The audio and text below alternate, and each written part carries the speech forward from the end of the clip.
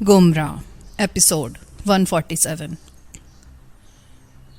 कोठी के सामने खासी खुली सड़क मौजूद थी और इर्द गिर्द के प्लॉट पूरी तरह आबाद नहीं हुए थे।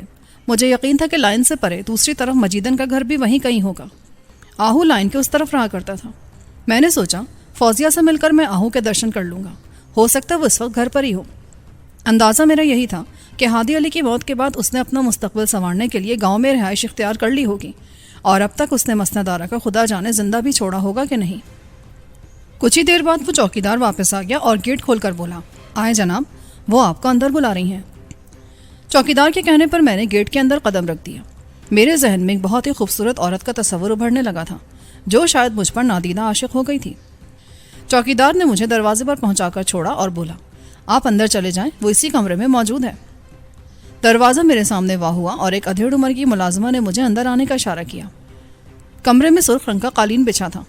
मैं उस पर चलता हुआ सोफे पर जा बैठा। दीवारों पर जगह जगह बड़ी खूबसूरत तस्वीरें आवेज़ा थीं। मैं उनको एक नज़र देख कर ही समझ गया कि मेरा मेज़बान बड़े ही हसीन ज़ौक़ का मालिक है। मगर चंद ही लम्हों बाद जब वो खातून मेरे सामने आई तो मेरा तख़य्युल लरज़ कर रह गया। वो बिलाशुबा फौजिया ही थी, मगर उसका चेहरा देखकर मुझे बेहद मायूसी हुई। वो हुस्न के किसी भी मेयार पर पूरी नहीं उतरती थी। रुखसारों पर चेचक के गहरे दाग उसका ऐब बन गए थे। वो आंखों पर स्याह रंग की ऐनक लगाती थी। होंठ उसके बहुत मोटे और भद्दे से थे।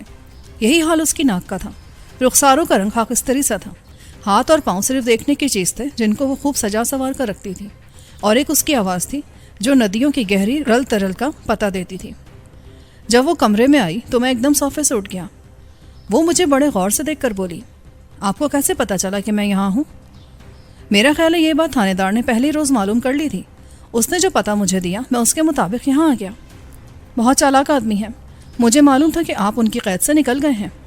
हाँ, मेरी किस्मत अच्छी थी कि मैं बच निकला। मेरा दोस्त वहाँ रास्ते में उन पर हमलावर हो गया था। आपके दोस्त का नाम असलम आबी है ना? जी हाँ, है तो यही नाम उसका। मगर आपको कैसे मालूम हुआ? आपके साथ उसका नाम भी जगह जगह फैल रहा है। मगर आप कैसे हैं? मैं आपका शुक्रिया अदा करने आया हूँ जनाब, आपने मेरे लिए इतनी तकलीफ़ उठाई। जी नहीं, शुक्रिया की कोई बात नहीं। दरअसल मैं किसी का आपको पैगाम देने के लिए वहाँ गई थी। मैं भी ये मालूम करना चाहता हूँ कि वो पैगाम आपको किसने दिया था। मैं खुद हैरान हूँ। आपकी गिरफ्तारी की एक छोटी सी खबर मैंने अखबार में पढ़ी तो मैं आपको देखने थाने जा पहुँची। दरअसल मैं आपकी बहुत पुरानी मद्दा हूँ। आपको याद होगा आपका जिक्र बार बार अखबार में आता रहा है। उसे मैं बहुत गौर से पढ़ती रही हूँ। पहले दिन जब मैं थाने गई तो आपसे मुलाकात ना हो सकी। मैं खाना वहीं छोड़ाई। जब मैं दूसरे दिन वहाँ पहुँची तो रास्ते में मुझे एक आदमी मिला जिसने हाथ देकर मेरी गाड़ी थाने से कुछ दूर रोक ली। वो रुक्का दरअसल मुझे उसी आदमी ने दिया था और कहा था कि जैसे भी हो सके वो मैं आप तक पहुँचा दूँ। उसका नाम शेर मोहम्मद था। मुझे उसने यही बताया, मगर उसे आप तक पहुँचने का कोई रास्ता नहीं मिल सकता था। वो रुक्का लेकर मैं आप तक जा पहुँची। उसने कहा भी था कि वो मुझसे ज़रूर मिलेगा। मैं उसे अपना पता भी बता आई थी। पॉज। मगर वो मेरे पास नहीं पहुँचा। आपने उसका नाम शेर मोहम्मद बताया है? जी हाँ, वो कह रहा था कि वो आपका पुराना दोस्त है और आपकी रिहाई के लिए वो पूरी कोशिश कर रहा है। क्या हो लिया था उसका? मैंने अपनी हैरत छुपाते हुए कहा, फौजिया जो कहानी मुझे सुना रही थी उससे तो मैं कुछ भी अखज़ नहीं कर सकता था। बस आम सा आदमी था, कोई ख़ास बात उसकी मुझे याद नहीं। हाँ, बाल उसके स्याह घुंघरियाले थे और बाएं कान में उसने बाली सी पहन रखी थी। बाली पहन रखी थी? कहीं वो रावलपिंडी का रहने वाला तो नहीं था? मैं कुछ कह नहीं सकती। बस वो रुक्का देकर उसी वक्त मुझसे दूर हट गया। मैंने वो रुक्का लेकर खाने के बर्तन में इस तरह डाल दिया कि वो वर्क के नीचे छुप गया था। हाँ, वो मुझे वहीं मिला था। मगर मेरा आपसे मिलना तो बिल्कुल ही बेकार गया। मुझे उम्मीद थी कि आपसे कोई बहुत अच्छी बात मालूम होगी। मुझे अफसोस है जिलानी साहब कि आपको इतनी मायूसी हुई, मगर सच्ची बात यही है, आपको देखने का शौक़ ही मुझे वहाँ तक ले गया था, वरना और कोई बात नहीं थी। मैं भी आपको देखने चला आया था। मुझे देखकर आपको बहुत मायूसी हुई होगी। मैं कोई हसीन औरत नहीं हूँ। नहीं मिस फौजिया, ऐसा ना कहें। शक्ल सूरत पर आदमी का कोई इख्तियार नहीं होता। असल चीज़ तो दिल का दर्द है जो आपके दिल में हर मजलूम के लिए मौजूद रहता है, और ये बहुत अच्छी बात है। आपकी मेहरबानी है जिलानी साहब। बहरहाल मैं आपसे यही कहूँगी कि ये रास्ता छोड़ दें। ये अच्छा रास्ता नहीं है। मैं तो कुछ भी नहीं करता मिस फौजिया। दरअसल मैं ऐसी राह पर चल रहा हूँ कि जिसमें पुलिस खामखा मेरे सामने आ जाती है। बहरहाल मैं आपका शुक्रगुजार हूँ कि आपने इतनी तवज्जो दी। मैंने सोफे से उठते हुए कहा, आप चाय तो पीते जाए। नहीं, इसकी ज़रूरत नहीं है। बस अब आप इजाज़त दें। आपके वालिद आज यहाँ नहीं हैं। जी, वो कराची गए हुए हैं। मगर आप चाय तो पीते जाएं। اس نے چائے کے لیے بہت اصرار کیا مگر میں وہاں رکا نہیں۔ دراصل اس کو دیکھ کر میں بجھ سا گیا تھا۔ اس کے بارے میں جو کچھ میں نے سوچا تھا وہ اس کے بالکل ہی برعکس نکلی۔ فوزیہ کی کوٹھی سے نکل کر میں پھر بڑی سڑک پر جا نکلا۔ دوپہر کے واقعے سے میں بہت زیادہ پریشان ہو رہا تھا۔ میری ساری پونجی لٹ گئی تھی۔ میں لاکھوں میں کھیل رہا تھا مگر اب راکھ ہو کر رہ گیا تھا۔ رقم کے غم نے مجھے اندر سے کھوکھلا کر کے رکھ دیا۔ میرا خیال تھا کہ فوزیہ سے مل کر کوئی مفید بات معلوم ہو سکے گی مگر میں وہاں سے کترا کر نکل گیا۔ مجھے اس وقت کچھ بھی اچھا نہیں لگ رہا تھا۔ میں نے بڑی سڑک پر پہنچ کر ایک بار پھر صورتحال پر غور کیا اور وہاں سے لوٹ کر میں شیردل آہو کے گھر کی طرف چل دیا۔ مجھے کسی جگہ رک کر ستناجا صاحب کو فون ضرور کر لینا چاہیے تھا اور آہو کے ہاں مجھے فون کی سہولت میسر آ سکتی تھی۔ مجھے یقین تھا کہ آہو اگر وہاں نہ مل سکا تو وہ کبری تو وہاں ضرور ہی موجود ہوگا۔ اتنی بڑی عمارت کو وہ یوں ویران چھوڑ کر گاؤں میں آباد تو نہیں ہو سکتے تھے۔ کسی نہ کسی ملازم کو تو ان لوگوں نے وہاں ٹھہرا رکھا ہوگا۔ میں آہو کے مکان پر پہنچا تو یہ دیکھ کر مجھے خوشی ہوئی کہ اس کے صحن کی بتی جل رہی تھی اور اوپر کی منزل میں بھی روشنی ہو رہی تھی۔ چپشا میں نے دائیں جیب میں ڈال رکھا تھا مگر مجھے یقین تھا کہ اس گھر میں مجھے اس کو استعمال کرنے کی نوبت نہیں آئے گی۔ میرا وہاں کسی سے کوئی جھگڑا نہیں تھا، مجھے صرف ایک فون کی حاجت تھی جو کہ اس گھر میں موجود تھا۔ میری تیسری دستک پر کسی نے دروازہ کھول دیا۔ صحن کی روشنی گلی میں اتری تو میں نے دیکھا کہ کبری مجھے بڑی حیرت سے دیکھ رہا تھا۔ او استاد، تو کہ تجھے ہم کیسے یاد آ گئے؟ کیا حال ہے کبری؟ دیکھ میں پھر تیرے پاس آن پہنچا ہوں۔ یہ بڑی خوشی کی بات ہے استاد۔ جی آیا نو، قسم اللہ پاک کی میں تجھے بہت یاد کرتا تھا۔ اندر آ جا، باہر کیوں کھڑا ہے تو؟ گھر میں کون کون ہے؟ آہو تو گاؤں گیا ہوا ہے، اس کی بیگم یہاں ہے۔ اور کوئی نہیں ہے گھر میں؟ نہیں، وہ باٹی بھی اب گاؤں میں رہتا ہے۔ اندر آ جانا۔ وہ مجھے ساتھ لے کر نشست گاہ میں جا پہنچا۔ میں صوفے پر پھیل کر بیٹھ گیا تو وہ بولا، تو کیا پیے گا؟ ویسے اب تو کھانے کا وقت ہے، کہے تو میں لے آؤں؟ ہاں، کھانا بھی کھا لیں گے۔ یہ بتا کہ سروری خانم کب سے یہاں ہے؟ یار تو پتہ نہیں کہاں چلا گیا تھا، ادھر بڑا جھگڑا ہو گیا۔ سروری خانم آہو صاحب سے بہت ناراض ہیں۔ ناراض؟ آخر ہوا کیا ہے؟ دراصل پر میں تجھ سے کیسے کہوں، گڑبڑ کچھ زیادہ ہی ہے۔ ٹھہر، میری گولی کا وقت ہو گیا، پھر میں تجھ سے بات کرتا ہوں۔ کہ کہہ کر وہ ذرا دیر کے لیے اپنے کمرے میں گیا اور جب وہ واپس آیا تو یہ بڑی سی افیون کی گولی اس کے ہاتھ میں تھی جیسے وہ دودھ کے ساتھ نکل رہا تھا۔ گلاس ختم کر کے وہ میرے پاس آن بیٹھا۔ میاں بیوی میں زبردست قسم کا جھگڑا ہو گیا ہے، پر ہوا کیا ہے کچھ تو پتہ چلے۔ آہو صاحب نے بیگم صاحبہ پر بد چلنے کا الزام لگایا ہے، بس کسی وجہ سے طلاق نہیں دے سکتا ورنہ وہ معاملہ زیادہ ہی خراب ہو چکا ہے۔ یار ایک تو تیری تمہید زیادہ لمبی ہو جاتی ہے، آخر ہوا کیا ہے ان کو؟ بات دراصل بچے کی پیدائش پر شروع ہوئی تھی، اب وہ بچہ کم از کم 5 ماہ کا ہو چکا ہے۔ اچھا، پھر بچہ ہو گیا تو پھر کیا ہے، بچے تو ہوا ہی کرتے ہیں۔ سمجھ بھی جاؤ نا، دراصل آہو یہ کہتا ہے کہ جب اتنے سال بچہ نہیں ہوا تو اب کیسے ہو گیا۔ یہ تو کوئی بات نہ ہوئی، خدا کسی بھی وقت مہربان ہو سکتا ہے۔ اپنے مال کا پتہ ہوتا ہے میاں جی سب کو، اور آہو اسی بات پر بھڑکا ہوا ہے۔ وہ سالہ حساب لگاتا رہتا ہے کہ کب کیا ہوا، کون کہاں گیا اور کہاں آیا۔ اچھا، اس کا حساب کیا کہتا ہے؟ بس یہی کہ وہ بچہ اس کا نہیں ہے۔ پھر کس کا ہو سکتا ہے؟ یعنی وہ اپنی بیوی کو مجرم سمجھتا ہے؟ ہاں، اور دیکھ کسی سے کہنا نہیں، وہ اس بارے میں تمہارا نام لیتا ہے اور کہتا ہے کہ وہ بچے کو گولی مار دے گا۔ او بک نہیں، تیرا تو دماغ خراب ہو چکا ہے۔ میرا کیا کام ہے اس میں؟ وہ تو اللہ کی دین ہے بھائی۔ اور دیکھ مجھے پتہ ہے تو ایک لمبی سیارات یہاں گزار کر گیا تھا۔ نہیں یار، تو خواہ مخواہ مجھے چکر نہ دے۔ دیکھ ذرا سروری جاگ رہی ہے تو اسے بتا کہ جیلانی آیا ہے۔ ہاں، وہ ابھی کہاں سو سکتی ہے، بچے کو بڑی دیر تک بہلاتی رہتی ہے، میں بتا دیتا ہوں اسے۔ یہ کہہ کر وہ خالی گلاس ہاتھ میں لے کر صحن میں نکل گیا۔ میں سوچ میں ڈوب گیا کہ ہمارا گناہ بلا آخر رنگ لے آیا تھا۔ سروری کو ایک نئی زندگی مل گئی تھی، ایک نیا باب کھل گیا تھا اور وہ بچہ دونوں کے درمیان وجہ تنازع بن گیا تھا۔ مگر یہ کیسے ہو سکتا تھا؟ آہو کو تو بہت خوش ہونا چاہیے تھا کہ وہ بچے کا باپ بن رہا تھا، اسے یوں سروری پر الزام لگاتے شرم نہیں آئی۔ آخر یہ قصہ کیا ہے؟ کچھ ہی دیر بعد کبری واپس آیا۔ آؤ میاں، وہ تمہیں یاد فرماتی ہیں اور اتنی خوش ہیں کہ بیان نہیں کیا جا سکتا۔ میں صحن سے نکل کر اسی وقت اوپری منزل پر جا پہنچا۔ سروری مجھے دیکھتے ہی خوش ہو گئی، اس نے اپنا ہاتھ میری طرف بڑھایا۔ خوش آمدید۔ کیا بات ہے جناب، خیر تو ہے؟ بہت دنوں بعد آپ سے ملاقات ہو رہی ہے، طبیعت تو ٹھیک ہے نا؟ ہاں، میں بالکل ٹھیک ہوں، آئیں اندر بیٹھے۔ یہ کہہ کر وہ مجھے اپنے ساتھ خوابگاہ میں لے گھسی۔ دوسرے پلنگ پر بچہ بڑے اطمینان سے کمبل میں لیٹا ہوا تھا۔ آپ کو مبارک ہو سروری خانم کہ آپ بچے کی ماں بن گئی۔ اور آپ کو بھی تو مبارک ہو۔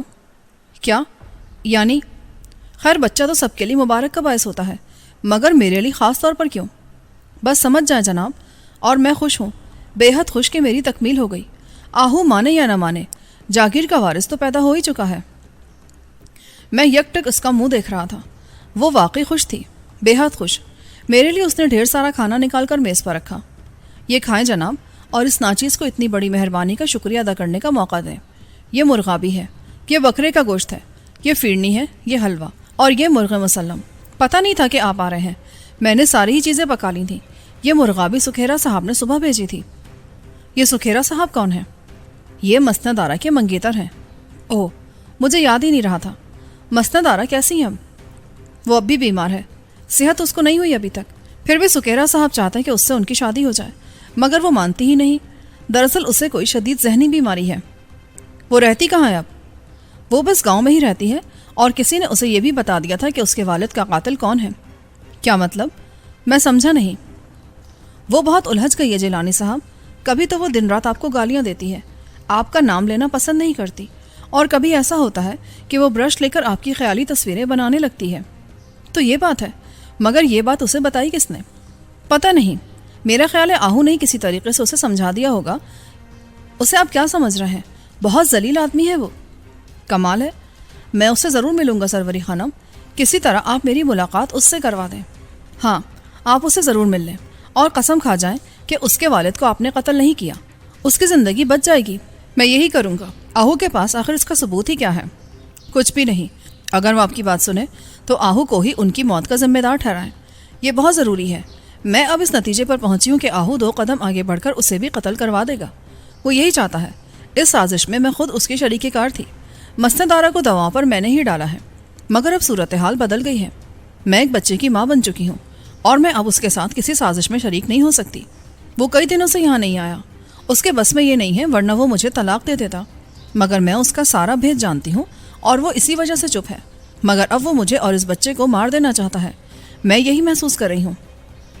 اسے ایسا نہیں کرنا چاہیے سروری بیگم، اسے ایسا کرنے کا کوئی حق نہیں ہے۔ میں بچے کو انتہائی حیرت سے دیکھ رہا تھا۔ وہ بلا شبہ میری ہی تصویر بن چکا تھا۔ وہی ماتھا، وہی ناک، ویسے ہی بال، اور حد تو یہ کہ اس کے دائیں رخسار پر ویسا ہی ایک دل تھا جو میرے چہرے کا نمایاں نشان تھا۔ دیکھیں، ذرا غور کریں اس پر۔ اس نے بچے کا بایاں بازو اٹھا کر مجھے دکھایا، اور میری حیرت فزوں تر ہو گئی۔ اس کی بائیں کلائی پر ویسے ہی 1 روپے جتنا چوڑا سیاہ داغ تھا جو میری کلائی کو دوسروں سے الگ کرتا تھا، بالکل ہو بہو ویسا ہی سیاہ نشان۔ کوئی اور ثبوت بھی درکار ہے آپ کو؟ یہ خدا کی قدرت ہے کہ بچے باپ جیسی شبیہ بن جاتے ہیں۔ آپ ٹھیک کہتی ہیں سروری خانم، مجھے افسوس ہے کہ میں نے اپنی ساری بدنامی آپ کی جھولی میں ڈال دی۔ نہیں، مجھے اس کا کوئی ڈر نہیں ہے۔ میں آہو کا مقابلہ کر سکتی ہوں، میں اسے اپنی زندگی سے نکال دوں گی، اس خبیث آدمی کو۔ حالات یہاں تک خراب ہو چکے ہیں؟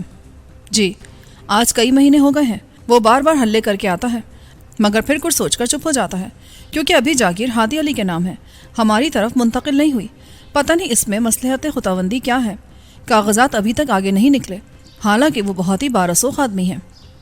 اس میں بھی خدا کی کوئی مصلحت ہوگی۔ اس بچے کا آپ نے کیا نام رکھا ہے؟ میں نے مسکراتے ہوئے پوچھا۔ بچہ مجھے ایک دم بہت عزیز لگ رہا تھا۔ ایک انجانی سے خوشی میرے دل میں سرایت کر گئی تھی، یوں لگتا تھا جیسے میں نے نیا جنم لیا ہو۔ اس کی بائیں کلائی پر میری نظریں جمی تھیں، چہرے کے رخسار کا تل بھی مجھے حیران کرتا تھا۔ وہ میرے استجاب کو بڑی حیرت زدہ نظروں سے دیکھ رہی تھی۔ اس نے کھانا پلیٹوں میں ڈالنا شروع کیا۔ میں اس کے پاس ہی بیٹھ گیا۔ میں آہو کا مغز توڑ دوں گا، وہ اس کی طرف میلی آنکھ سے دیکھے گا تو میں اس کی آنکھیں ہی نکال دوں گا۔ میں نے کھانے کی طرف ہاتھ بڑھا دیا، وہ بھی میرے ساتھ شامل ہو گئی۔ کیا خیال ہے اس کا نام عدنان نہ رکھ دیں؟ سوچ لیں گے، اس کے بارے میں بھی سوچ لیں گے۔ پہلے اس آہو سے تو میں نبٹ لوں، پتہ نہیں وہ کیا کرنا چاہتا ہے۔ اب ہے کہاں وہ؟ گاؤں میں ہی رہتا ہے، 2 گھڑی کے لیے یہاں آتا ہے تو اسے آگ لگ جاتی ہے۔ اس کا دماغ ہی صحیح نہیں رہتا، ایک کبری ہے، بیچارہ یہی میری دیکھ بھال کرتا ہے، بہت وفادار ملازم ہے۔ ہاں یہ تو ہے، کیا ایسا نہیں ہو سکتا کہ آپ مسند آرا سے میری شادی کروا دیں؟ اس نے مجھے یوں دیکھا جیسے کوئی اجنبی کسی اجنبی کو دیکھتا ہے۔ یہ کہ کیا کہہ رہے ہیں آپ؟ میں یہ انتظام کیسے کر سکتی ہوں؟ وہ سکھیرا تو میری جان کا دشمن بن جائے گا، اس کو بھی ہم راستے سے ہٹا سکتے ہیں۔ دیکھیں، اب صورتحال بالکل ہی بدل گئی ہے۔ میں یہ چاہتی ہوں کہ میں آہو سے طلاق لے لوں۔ طلاق؟ اس کا مطلب ہے خلا؟ मगर वो कैसे मान लेगा?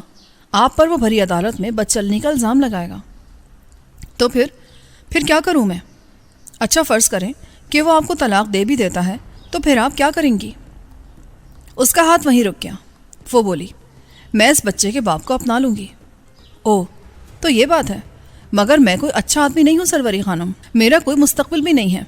पता नहीं मैं कब पुलिस के हत्थे चढ़ जाऊँ। कुछ भी हो जाए जिलानी साहब, मैं ये फैसला कर चुकी हूँ और इस पर हर हाल में अमल करूँगी। मैं आहू को अब यहाँ नहीं देखना चाहती। मैं गौर करूँगा। आप बहरहाल अभी लाहौर में ही रहती रहें, मैं यहाँ आता रहूँगा। मुझे सोचने का मौका दें। वो मेरी ये बात सुनकर कुछ बुझ सी गई, मगर उसके लुत्फ़ो करम में कोई कमी नहीं आई। खाने के बाद वो बावर्ची खाने में चाय बनाने चली गई तो मैंने उसका फ़ोन अपने सामने रख लिया। मुझे हर हाल में सतनाजा साहब से मिलकर उसे सारी सूरत हाल से आगाह कर देना चाहिए था, मगर मुझे उसके घर का इल्म नहीं था और उस वक्त उसके दफ्तर में मौजूद होने का भी इम्कान नहीं था। सारी बात का फ़ैसला उसी रात हो जाना चाहिए था। उसके ज़िम्मे मैं ये काम लगाना चाहता था कि वो बैंक से मुझे रकम निकालने में मदद दे और आइंदा के लिए पुलिस को मेरे पीछे से हटा दे। ये दोनों बातें वो कर सकता था क्योंकि बड़े साहब को अब भी मेरी ज़रूरत थी। मैं इंडिया तक मार कर सकता था और इस दरमियान में सैकड़ों मरहले ऐसे आ सकते थे जिनमें उन्हें मेरी अशद ज़रूरत महसूस हो सकती थी। वो मुझे रद्दी कागज़ समझकर टोकरी में तो नहीं डाल सकते थे।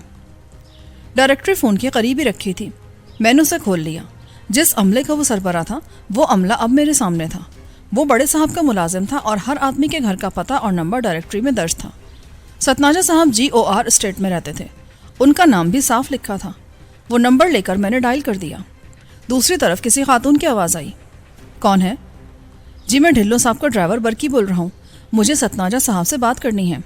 ठहरें ज़रा, मैं देखती हूँ। कुछ ही देर बाद मुझे फ़ोन पर सतनाजा की आवाज़ सुनाई दी।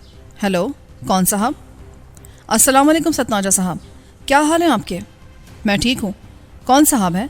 क्या बरकी बोल रहे हो? जी नहीं, बरकी मेरे करीब खड़ा है। मैं दरअसल आपका पुराना खादिम ग़ुलाम जिलानी हूँ। ओह, I am sorry, wrong number. ये कहकर उसने फ़ौरन ही फ़ोन बंद कर दिया। उसकी एहतियात ने मुझे खचल कर दिया। वो ठीक कह रहा था। फ़ोन पर उससे मैं कोई भी बात नहीं कर सकता था। वो भी अपनी इज्जत को हर शय पर फ़ौक़ियत देता था। मैंने फ़ौरन ही फ़ोन बंद कर दिया। सरवरी खानम चाय बना कर ले आई। वो उसने मेरे सामने रखी और लिहाफ ओढ़कर मेरे करीब बैठ गई। मैं बहुत दिनों से आपका इंतज़ार कर रही थी, मगर आपका कुछ पता ही नहीं चलता था।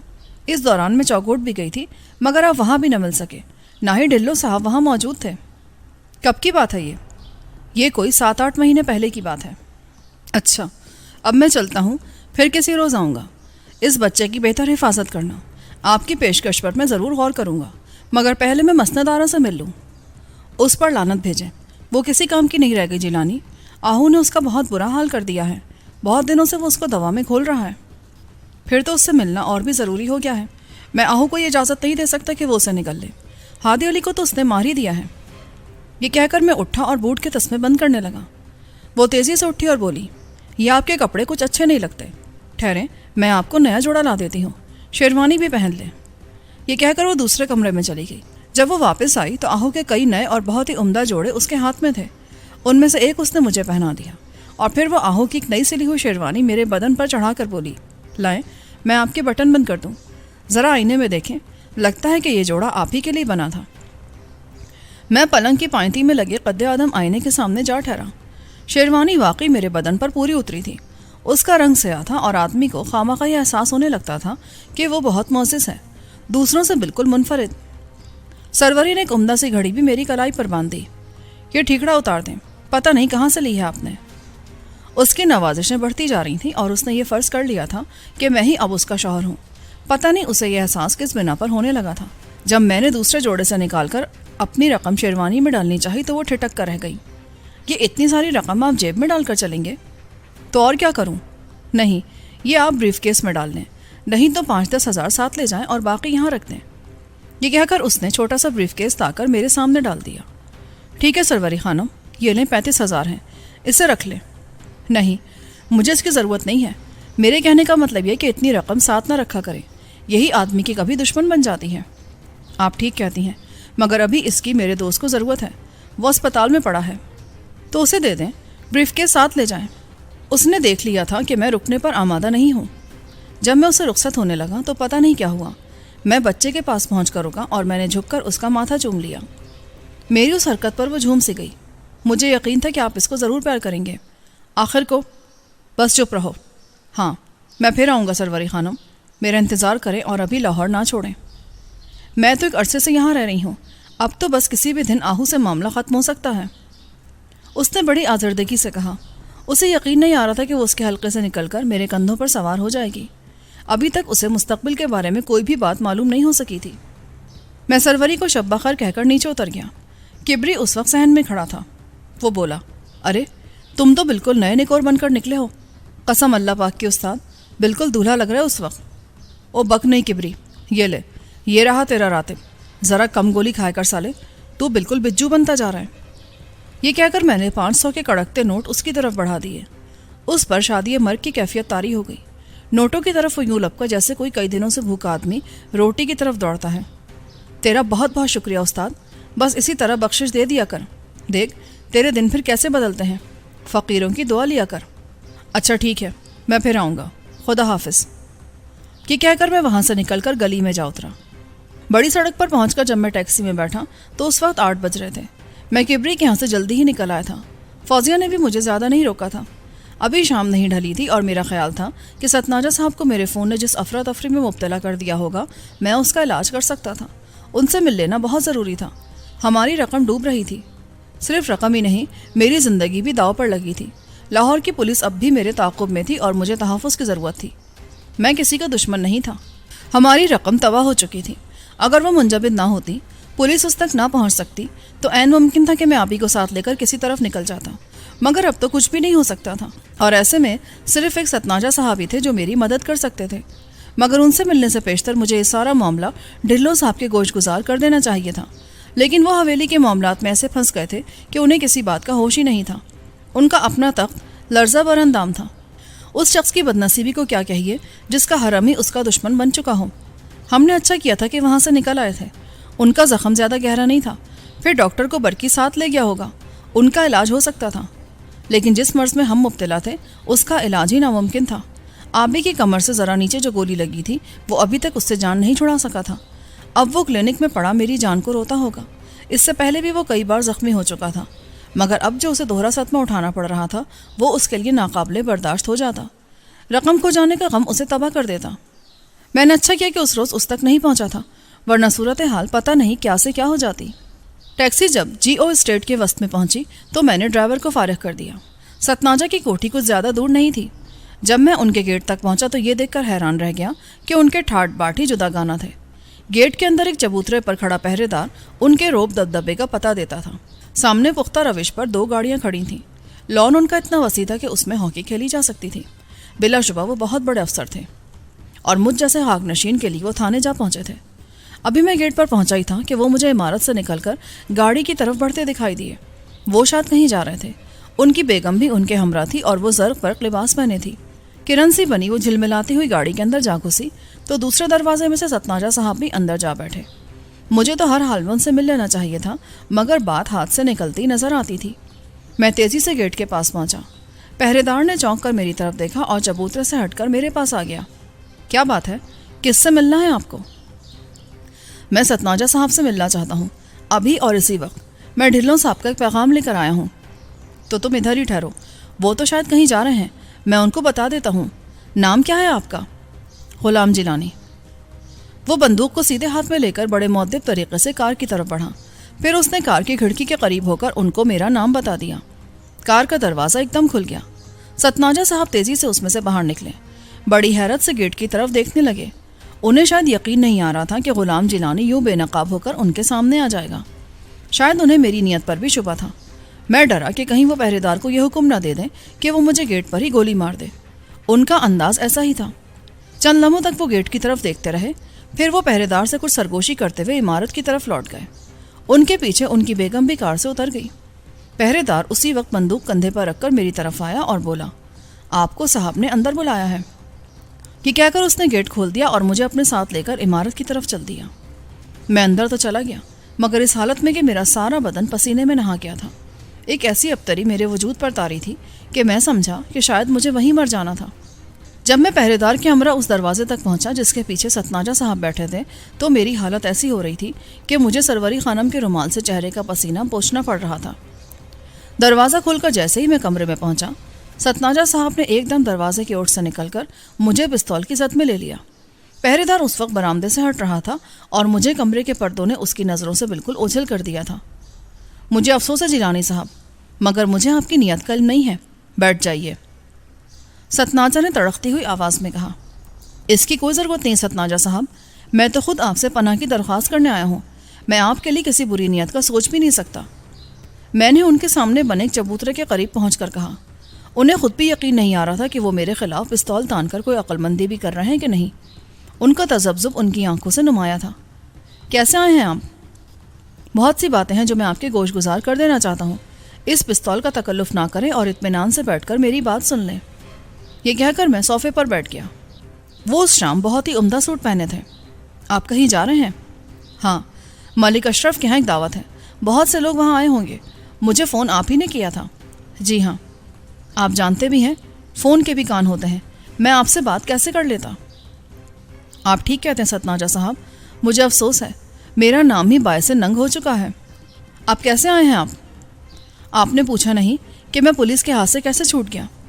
وہ سب کچھ مجھے معلوم ہے، جس آدمی نے آپ کو وہاں سے چھڑایا اس کے بارے میں مجھے ابھی تک کچھ پتہ نہیں چل سکا، اسے میں بھی نہیں جانتا ہوں۔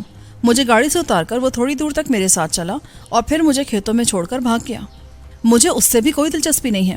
بہرحال مجھے خوشی ہے کہ آپ اس روز بچ گئے، ورنہ مجھے آپ کی موت کا بہت افسوس ہوتا۔ یہ آپ کی مہربانی ہے جناب کہ آپ ایسا سوچتے ہیں، مگر میں یہ کہنے آیا ہوں کہ میں ڈھلوں صاحب کو امرتسر کے قریب سیسرام گاؤں کے گردوارے سے رہا کروا کے لے آیا ہوں اور اب وہ اپنی حویلی میں ہے۔ سچ؟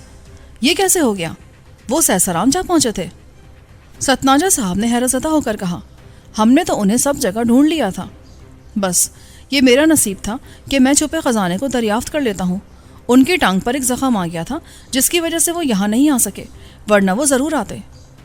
یہ تو بہت اچھی خبر سنائی ہے آپ نے، آپ واقعی کام کے آدمی ہیں جیلانی صاحب، آپ نے بلا شبہ بہت بڑا کام کیا ہے۔ یہ تو میرا فرض تھا جناب، ڈھلو صاحب میرے دوست بھی تو ہیں۔ میں آپ کے لیے چائے منگواتا ہوں۔ نہیں، اس کی ضرورت نہیں ہے، آپ کو دیر ہو جائے گی۔ مگر وہ سارا معاملہ ہوا کیسے؟ میں اس کی تفصیل سننا چاہتا ہوں۔ میں نے انہیں وہ سب کچھ بتا دیا جو مجھے پیش آ چکا تھا۔ وہ بڑی توجہ سے میری باتیں سنتے رہے، پھر میز پر رکھے کاغذ قلم کو ہاتھ میں لے کر ان 6 آدمیوں کے نام لکھنے لگے جو میں نے انہیں تفصیل سے بتا دیے تھے اور کہا تھا کہ اب ان کا اگلا قدم انہی کی طرف اٹھے گا۔ وہ نام کاغذ پر اتار کر کچھ پریشان سے ہو گئے۔ آپ کو اچھی طرح یاد ہے کہ یہی لوگ ان کی زد میں ہیں؟ جی ہاں، مجھے یہی معلوم ہوا ہے، مگر اب میرا مسئلہ ایک اور ہے جناب، اور مجھے اس میں آپ کی مدد کی ضرورت ہے۔ وہ کیا؟ دیکھیں، سب سے پہلے تو آپ مجھے پولیس سے بچانے کی تدبیر کریں، ورنہ وہ مجھے کسی بھی دن گرفتار کر لیں گے۔ بہت سے لوگ اب مجھے پہچان چکے ہیں۔ ہاں، یہ تو بہت ضروری ہے، مگر میں تنہا کچھ نہیں کر سکتا۔ آپ میرے ساتھ چلیں، میں آپ کو بڑے صاحب کے سامنے پیش کر دوں گا۔ مجھے یقین ہے کہ وہ ڈھلوں صاحب کے واقعے کو سن کر آپ کی مدد ضرور کریں گے۔ میرا دوسرا مسئلہ یہ ہے ستناجا صاحب کہ ہماری کچھ رقم یہاں ایک بینک میں جمع ہے۔ میں وہاں سے آج کچھ روپے لینے کے لیے گیا تو مجھے پولیس نے گھیر لیا۔ مینیجر نے دراصل ان کو خبردار کر دیا تھا۔ میں بڑی مشکلوں سے اپنی جان بچا کر نکلا ہوں، مگر اب وہ میری رقم دبا کر بیٹھ گئے ہیں۔ وہ رقم مجھے واپس ملنی چاہیے۔ اچھا، تو یہ بات ہے۔ ابھی تھوڑی دیر پہلے ایک آدمی مجھ سے اس واقعے کا ذکر کر رہا تھا، مگر مجھے یہ نہیں معلوم تھا کہ پولیس آپ کے پیچھے لگی تھی۔ کتنی رقم ہے وہاں آپ کی؟ یہی کوئی 80-82 لاکھ ہوگی۔ اوہو، اتنی بڑی رقم! مجھے حیرت ہے، پولیس نے واقعی وہ رقم منجمد کر لی ہوگی۔ یہ تو بہت برا ہوا جیلانی صاحب، مجھے کچھ سوچنے دیں۔ اس میں سوچنے کی کیا بات ہے؟ وہ سیدھے نہیں ہوتے تو مجھے ہی کچھ کرنا پڑے گا، میں وہ رقم چھوڑ نہیں سکتا۔ اٹھیں، آپ میرے ساتھ چلیں، ہم باقی باتیں راستے میں کر لیں گے۔ میں آپ کے ساتھ چلوں؟ ہاں ہاں، کوئی حرج نہیں، آپ بھی دعوت میں شریک ہو جائیں۔ مگر کس حیثیت سے؟ میرا خیال ہے کہ میں بڑے صاحب سے آپ کی ملاقات کروا دوں گا۔ ڈھلو صاحب کو بچا کر آپ نے ہم پر بہت بڑا احسان کیا جیلانی صاحب، یہ بات میں بڑے صاحب کے علم میں لانا چاہتا ہوں۔ ٹھیک ہے، چلیں، میں آپ کے ساتھ چلتا ہوں۔ یہ کہہ کر میں ان کے ساتھ چل دیا۔